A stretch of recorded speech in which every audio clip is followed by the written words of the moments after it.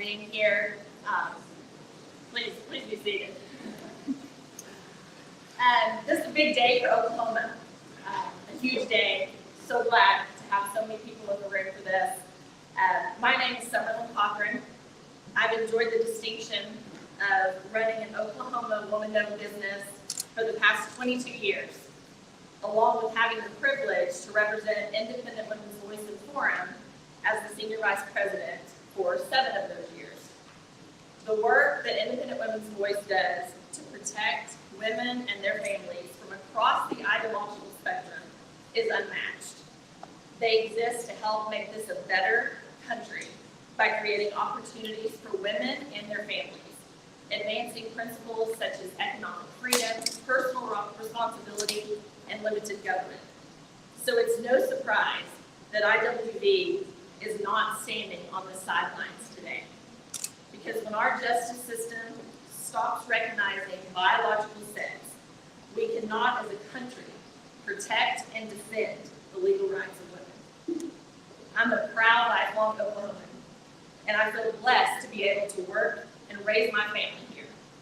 That even in our great state, our women and girls are not immune to having their safe spaces violated.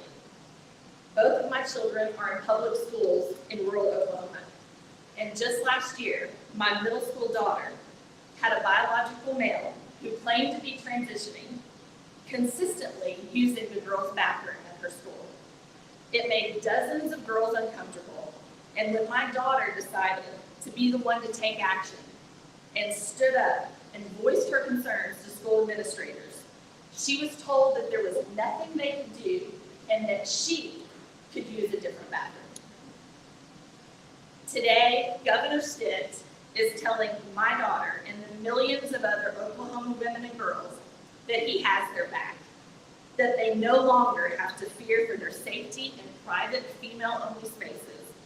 Single-sex spaces are reserved for biological males and for biological females, but not both. I am proud that today my governor is the first in the country to take executive action, firm executive action, and say, not here, not in this state. In Oklahoma, we protect women. Today, not only are Oklahoma women protected in safe spaces, in locker rooms, prisons, and bathrooms, but the definition of what a woman is solidified.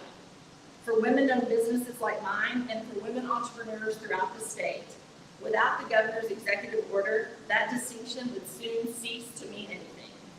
So Governor Stitt, thank you.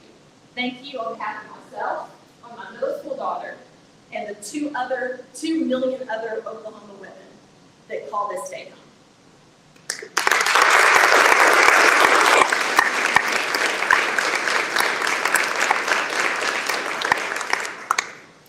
Good morning. Today is a great day for women's rights in Oklahoma. My name is Sharon Byrne, and I am the Executive Director of the Women's Liberation Front, WOLF, a feminist nonprofit fighting to restore, protect, and advance the rights of women and girls. Today, the state of Oklahoma is taking a historic step to protect women and girls, and not just in Oklahoma. Women in prisons, a human rights issue all over the country, are being denied female-only correctional facilities. Unthinkable just a few years ago. California's law, which the organization WOLF is suing to overturn, has led to dozens of male sex offenders and murderers being placed in incarcerated facilities with women. It is absolutely obfuscating data on women's crimes versus men's crimes, and has led to sexual assault victims being told that they were harmed by a female penis. Many states have been quietly following California's model, usually adopted behind closed doors, certainly not in public view and public vote, public scrutiny, but based on ideology. States can now look to Oklahoma to not only walk away from that kind of extreme policy, but also to stand up positively, affirming for integrity in our legal system and equal protection under the laws. The Women's Bill of Rights is important because the differences between men and women are material. and women's lives are materially impacted by whether the law recognizes our needs, experiences, and vulnerabilities that are specific to our sex. We will thank you for being among the first states and for being the first governor, Governor Stitt, thank you, in the United States to recognize that erasing sex in the law will only end up hurting women and girls. Our daughters and all the daughters to come, thank you.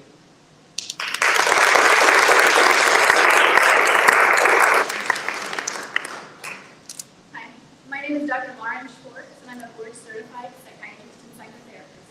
And I've been in private practice in Oklahoma for my entire medical career. I was born and raised here. I fell in love with my husband of 21 years. I'm raising my 3 children here, and I'm so thankful to be here. First, I want to say thank you to Governor Stitt for your leadership on these complex issues. I'm honored to be here today in support of this executive order that will lay the groundwork for all of us to come together with clear, unambiguous language so that we can effectively discuss ways to best safeguard Oklahomans, specifically those who are most vulnerable. In medicine, it is our duty to take an unwavering approach. Every single patient deserves to be treated with respect, dignity, empathy, and with compassion, which includes prioritizing patient safety and lifelong well-being by upholding the highest standards of care.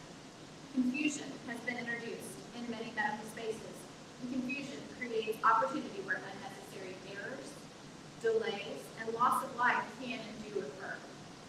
One of the many important provisions of this executive order is that it lays the groundwork for ensuring medical records accurately reflect biological sex. The purpose is not to exclude additional charting when needed to accommodate complex experiences and identities of our patients, for example, those intersex or transgender individuals. However, when we unilaterally conflate biological sex with other concepts such as gender identity, sexuality, orientation, and presentation, we create unintended spaces for harm to occur. Reports of harm are increasing, including one published recently in the New England Journal of Medicine detailing the delay in care and near-death of emergency department patients. This patient presented as a man with abdominal pain and high blood pressure and was misclassified in the medical record as biologically male. The patient, however, was biologically female, was pregnant, and was in labor, which was complicated by potentially deadly conditions of preeclampsia, which is pregnancy-related high blood pressure, and a prolapsed umbilical cord. In anticipation of an emergency C-section, the patient was rushed to the OR.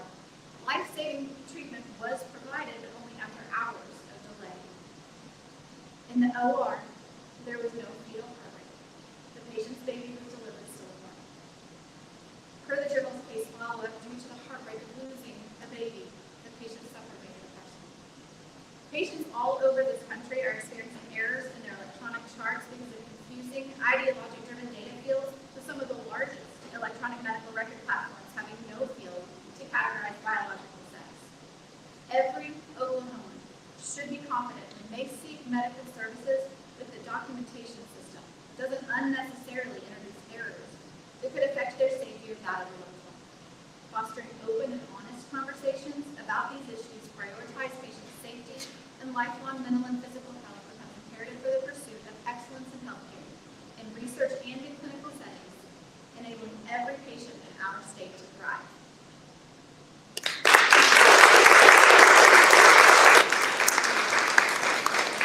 Good morning.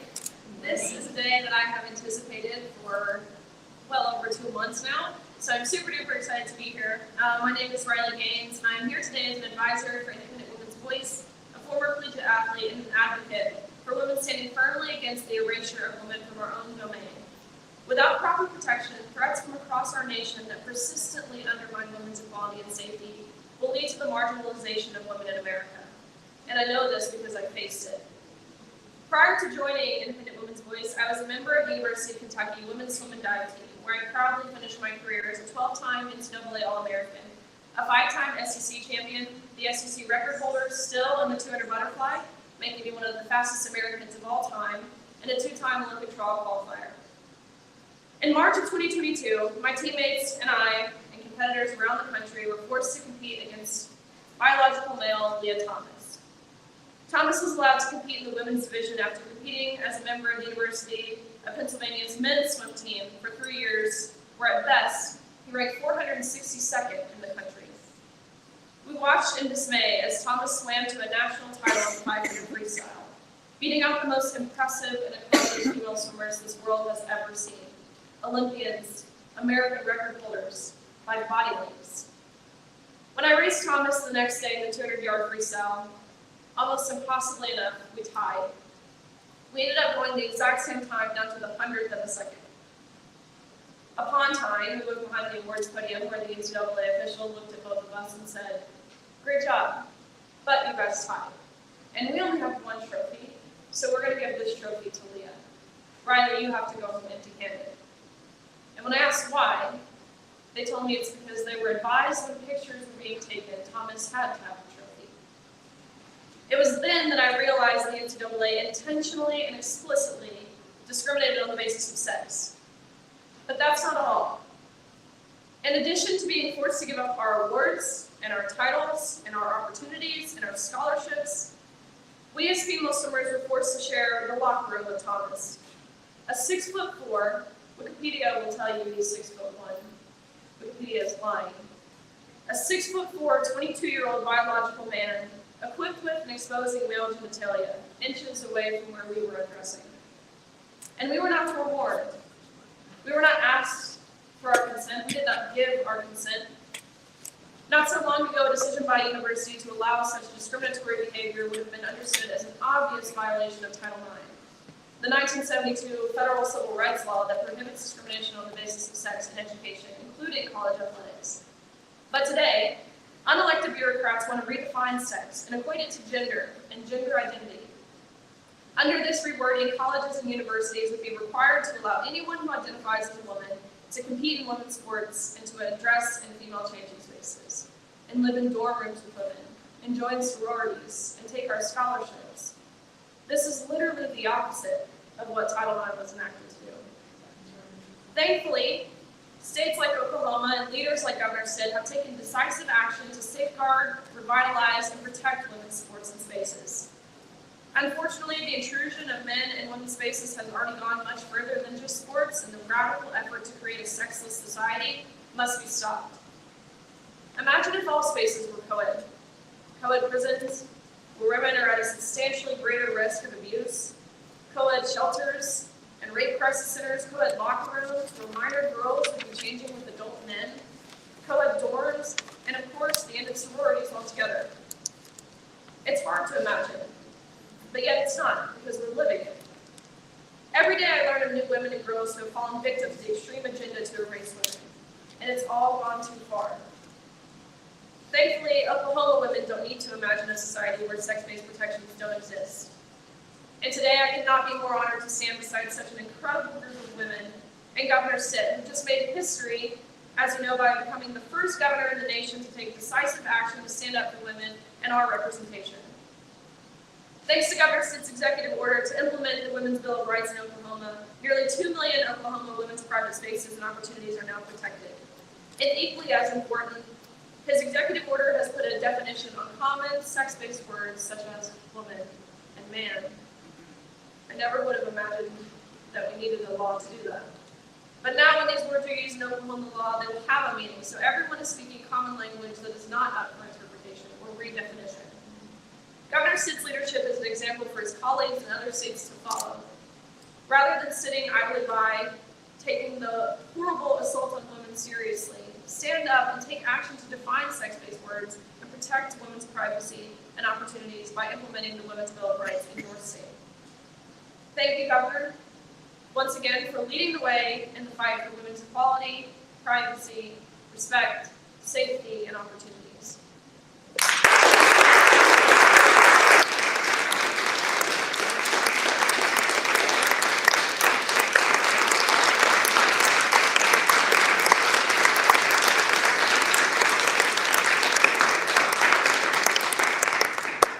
Man, I am a huge fan of Riley. Isn't she amazing? She's that.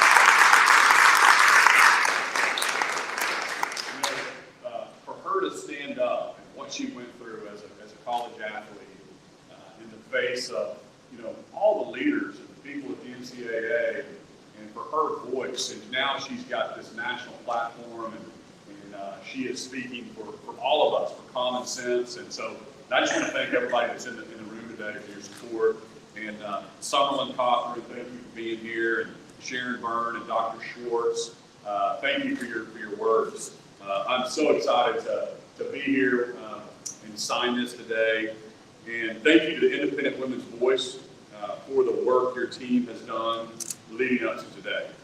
I'm thrilled to gather and really safeguard the God-given rights of women all across Oklahoma.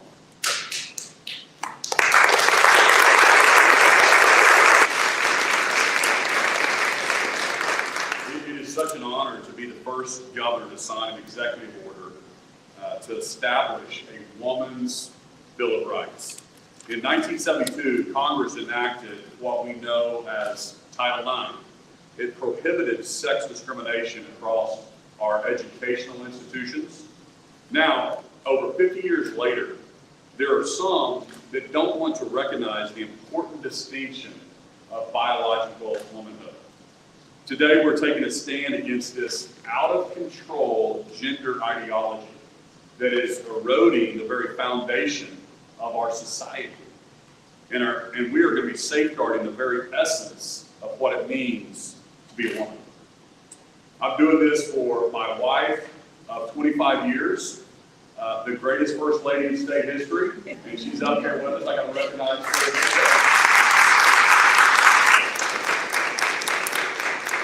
I'm doing this for my 3 daughters. I have a 22-year-old daughter, a 17-year-old daughter, and a 15-year-old daughter.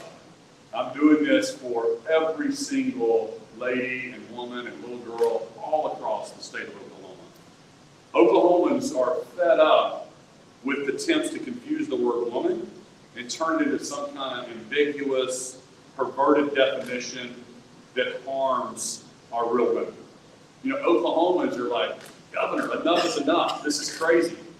Oklahomans know what a woman is. And by signing the Women's Bill of Rights into law, we're recognizing women's rights are endowed by our Creator. As many of you know, we've been fighting this fight for a while. Our efforts are relentless. I signed, I think it was last year, the year before, the Save Women in Sports Bill, which is just basically ensures fairness in women's athletics. We pulled funding from the hospitals performing sexual reassignment surgeries on our minors. And then I was so excited, thank you for some of the legislature for being here today, we put that into law. We made sure that in our schools, boys use boys' bathrooms and girls are going to use girls' bathrooms. And if any of you were governor, you had to take the phone calls from the moms and the dads that called me and said, Governor, my 5th grader is so scared to go to the bathroom right now for what's happening.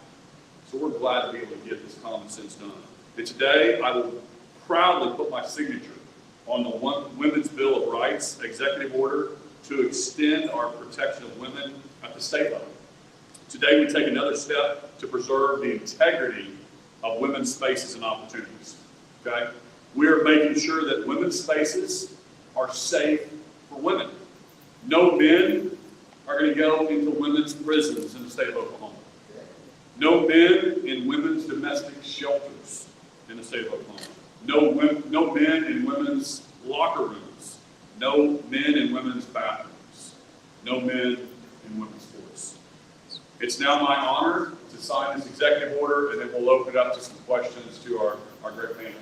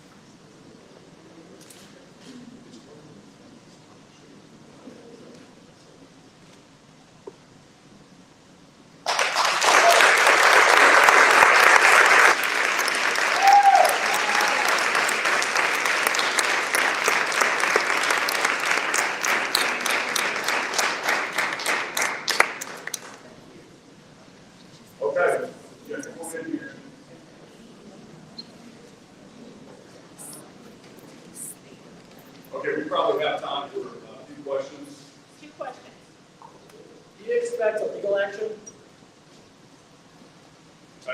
You'll always have some crazy groups that will come in and try to sue on common sense legislation or executive orders.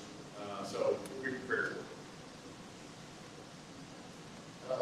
Women currently earn about 77% of what men earn in the workplace, and I was curious if independent women's voice supports the paycheck fairness act that would put more teeth and try to help women earn and save.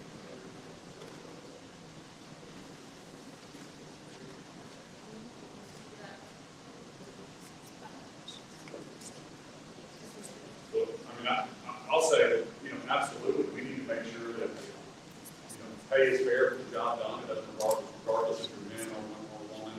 The government doesn't, I don't like when the government gets involved in private businesses and tells people what you should pay. That's a free market principle. But I think there's most companies that I know, especially at their certain size, will have different levels